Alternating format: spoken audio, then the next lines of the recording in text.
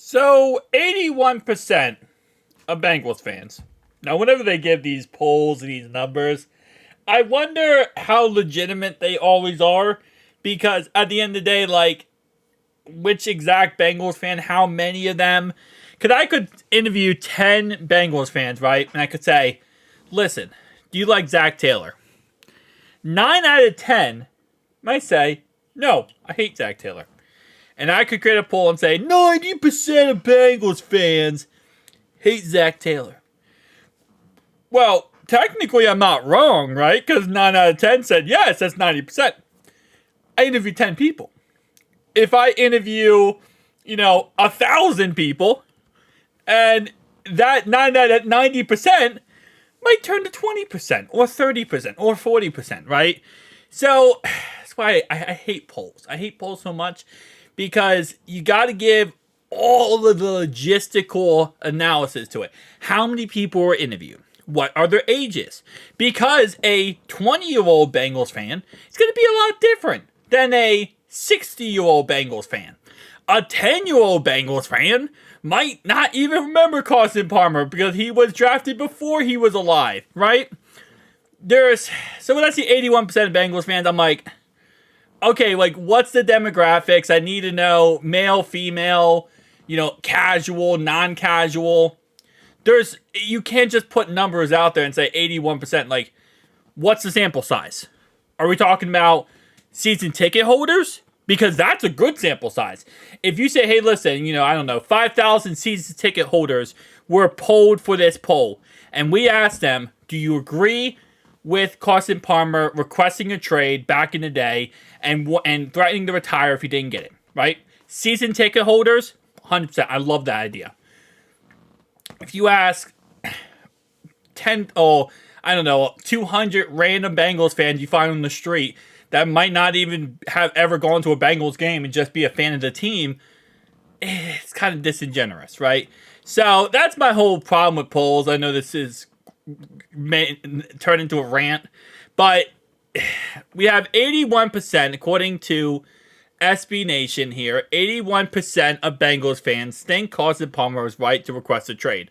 Now, I will speak to the fact that I think a lot of Bengals fans, especially now with everything being considered and the front office really showing their true colors, which they have been over the years, don't get me wrong, rinse, cycle, repeat. But I think as of lately now, with the team struggling greatly and, the front office really just doing nothing to fix it, I think a lot of Bengals fans will agree with this statement that, 81%, a lot of people are going to agree with Carson Palmer wanting to get out. Because a lot of players, there's a lot of fans that think Joe Burrow should request to leave the team. I'll say a lot. There is a certain amount of fans that think Joe Burrow should leave. That Jamar Chase should try to leave because he should want better and go somewhere else in a front office that isn't going to not, help out in any way. So, for the most part, again, I'm not going to give my opinions too much on the Carson Palmer situation because that's a whole video in above itself. But I understand why fans would have that perspective, especially with given the circumstances as of late. And again, the front office, you did it to yourself. It's one of those situations where it's like, okay, well, situations happen. Players get hurt. Players aren't able to play. Maybe a player's a bust. Maybe a player just doesn't work out, right? And yeah, you can blame the front office. But when you consistently refuse to help the team to get better, when you consistently refuse to trade any draft picks because you want to stack them up, and you refuse to improve the team when you're given many opportunities to, you can't blame anyone but yourself. It's a plain and simple thing. So, at the end of the day, Mike Brown, you with your ego and you're being a little bit cheap, buddy, you can't blame anyone but you. You can't blame anyone in the front office but themselves because this is kind of the rinse, cycle, repeat strategy. And if they want to get better, they need to get rid of that strategy. They need to start to actually want to improve. But that's the problem. The first step in recovery of improving is wanting to do it yourself. And as long as they consistently, which I've very much can tell at this point, they do not see there being a problem. No one in the Bengals front office, Mike Brown included, thinks that there's a problem. They don't see themselves as the problem. The first thing you have to do is look within.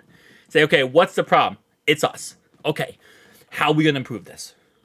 We're going to get someone in here who actually has a backbone, who actually has a say, who has a track record, and knows what the hell they're doing. Right? That's what you need. But again, a lot of people say, oh, Bill Belichick, I don't like him. I get it, and I think Bill is an absolute tool bag. I think he's an awful person to be around. I don't think he's awful, man. I don't think that, no. I think he's an awful person to be around. I think he's an a-hole. But he has a track record, right? And I don't know if he would work out. I still don't like the idea because he can't draft. Bill Belichick is not good at drafting. And that's what I care about the most. If we get a GM in here, a new GM in here, I want someone who knows what they're doing in the draft room. So that's my whole point of view.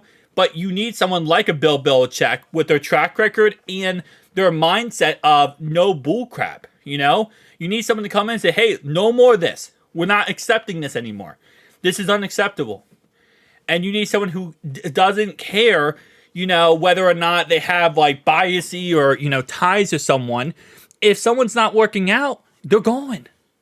And I'm not saying because you have to give some people time to develop or certain coaches, you have to give them time to kind of see how good they could be. But there is a level of, hey, listen, no.